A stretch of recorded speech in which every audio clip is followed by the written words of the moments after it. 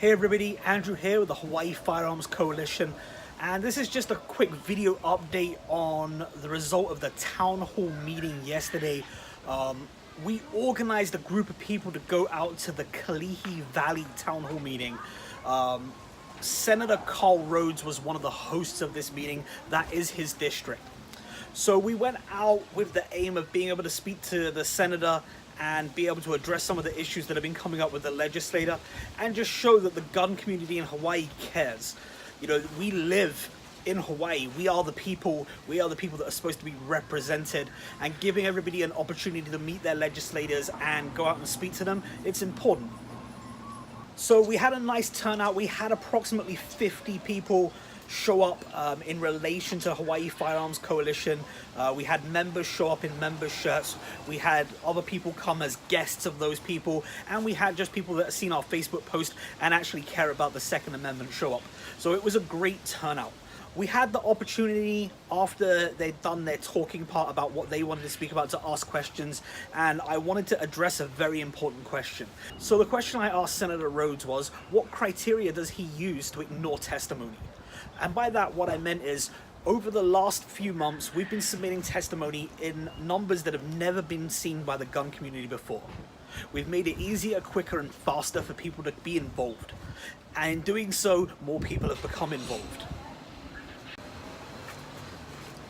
So what I wanted to know, and what we deserve to know, is why is it when we submit hundreds of pieces of testimony, it's all pushed aside and the senator votes in whichever way he wants to vote? So here's the video. You guys can hear what he had to say.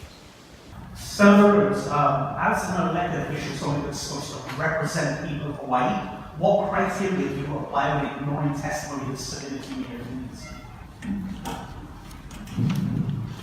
Thank you for coming.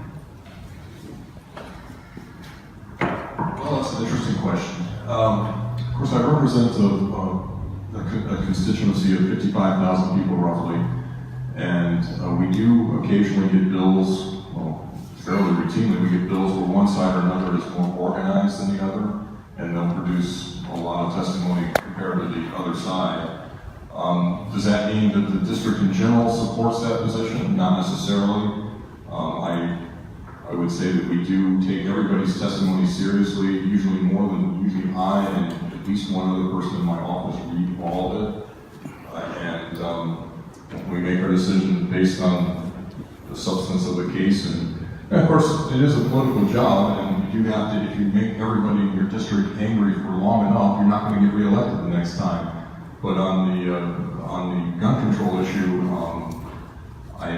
my guess is that I'm not at all outside of the mainstream of what Senate District 13 thinks. Thank you. So what I took away from that was two things. The first thing I took away from that is, if you don't live in Kalihi, he doesn't care. He has to vote the way that his constituents want. Even though he's a committee chair, which means that he's in charge of looking at all of this legislation for the whole entire state, if you're not living in his district and you're not able to vote for him, your opinion doesn't count. That's not how it's supposed to be. He's supposed to use his chair position to look at all of the legislation and decide what's best for all of Hawaii, not just his constituents. It's the voice of all the people that should be heard. Why? Because those laws that he's passing through his committee affect everybody, not just his district. So in ignoring people outside of his district, he's going against his oath of office. Secondly, what he said is, if we submit a lot of testimony for or against the bill, if he thinks that the only reason that testimony was submitted is because we're organized, we've put in the effort to educate people, to get them to submit testimony so that they can be heard, he's going to ignore it. So what that means is, no matter how much testimony we get, if he doesn't think that that's the right thing, he's just going to ignore that testimony, 100% ignore it. Some of these bills, we had 300 plus pieces of testimony to 2. And he said those 300 people, because they're organized and they're willing to go through the effort and they're willing to put the time in to submit the testimony, he has to ignore them to balance out the opinions of the people that don't speak out. So if you don't speak out, he's gonna give you a voice, He's going to ignore the people that do. He's going to ignore the people that want to be heard in favor of putting his opinion into the mouths of the people that don't speak out. What kind of legislator is this? What kind of person turns around and says, even though you told me what you want, the people that didn't tell me what they want are more important? They're the ones that I'm gonna put a voice on? He's voting for his own opinion, what he believes is the voice of the people, not what the actual voice is. He's a representative. He's there to represent the people. He's supposed to listen to us and put our voice across. Now, what the senator doesn't realize, by ignoring us, it motivates us. Why? Because we have everything to lose. The only people that lose in this situation is legal gun owners. They take away our rights, they want to take away our firearms, and they want to control us. They're taking away our First Amendment, and they're taking away our Second Amendment, and by doing so, and openly doing so, all that's happened is we've become unified. Over the last 6 months, Hawaii Firearms Coalition has worked hard with you, the people, with organizations, individuals, gun stores, clubs, to bring everybody together to work towards a common goal, and we're succeeding. Events like last night show that the gun community can come together. We can work together to get what we want. When we, the people, were speaking and we was explaining the situation with firearms, and we had an opportunity to do so, nearly every person in the room, whether they were with us as an organization or whether they were just there, were clapping. Why? Because that's what the people want. The people want the safety, they want the security, and they want the ability to defend themselves, their homes, and their loved ones.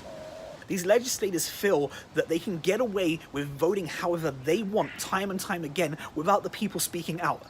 That stops here. Lastly, I'd like to take a moment just to thank everybody that did come out last night. You know, we had some ups and downs. It's a learning curve. We're going to be doing a lot more videos showing how to handle some of the situations that came up. You know, we need to be better organized. We need to be better motivated. Last night was a very good start.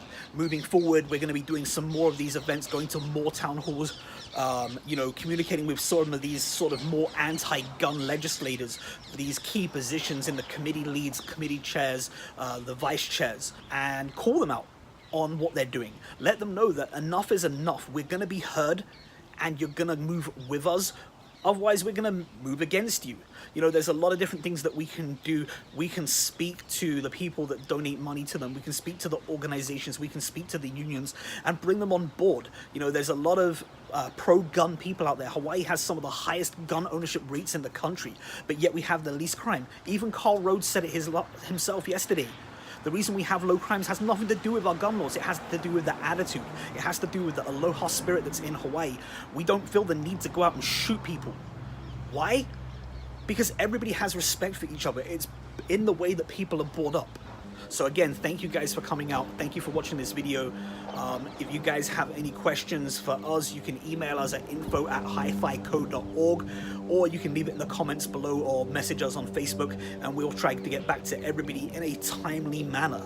For the people that see this video that don't follow us on Facebook, aren't on our mailing list, are not members, come join us. Come work with us. Come work together to educate, to motivate, and to change Hawaii.